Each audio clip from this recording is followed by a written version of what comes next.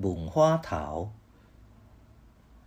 有人讲，伊是台湾民族运动的好车母。伫1920年代台湾社会，伊的确是文化社会运动的先知先觉者。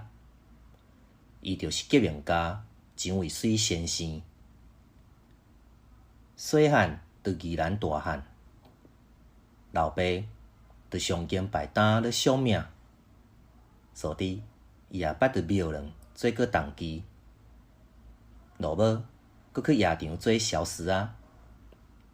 一直到17岁才去读公学校，2年后出业，无偌久，遂看到总督府医学校。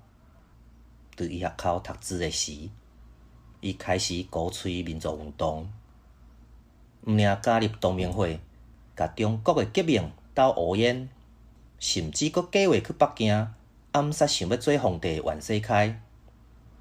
医学校修业期满，蒋渭水先转去宜兰边实习1年，了后就伫豆埕开设台安医院。古人言：上医医国，行医济世以外，蒋渭水也开始实现伊的民族运动。头一个全台性的文化启蒙组织台湾文化协会，头一个现代化的政党台湾民众党，头一个全台性的工会台湾工友总联盟，拢是伊带头来创立的。台湾人的报纸《台湾民报》从批发处，也设伫伊医生馆的隔壁。文化协会成立的时，伊发表临床讲义，讲即位患者的名号做台湾都，经过诊断是世界文化的外感，因断是知识的营养不良所造成的。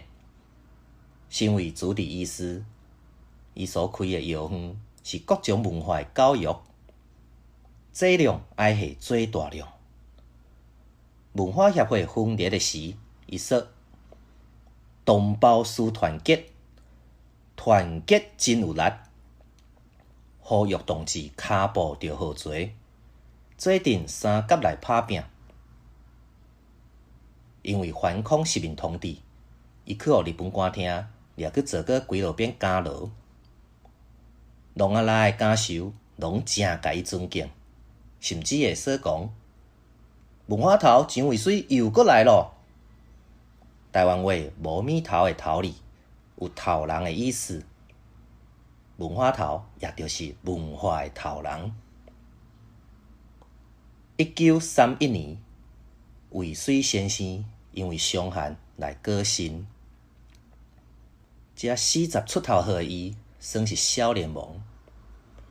因为一世人所趁的皆用伫民族运动，听说伊过身的时，嫌厝所电话钱都无再调通纳，厝人为伊值钱的电话也着用来拄笑。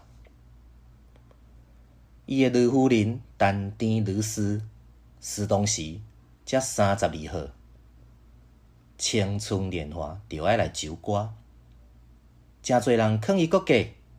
伊因讲，若有人比蒋渭水阁较伟大，我着嫁伊。过后，阿弟啊去伫一间菜场自焚室修行，做一个食菜阿嬷，过伊的后半世人。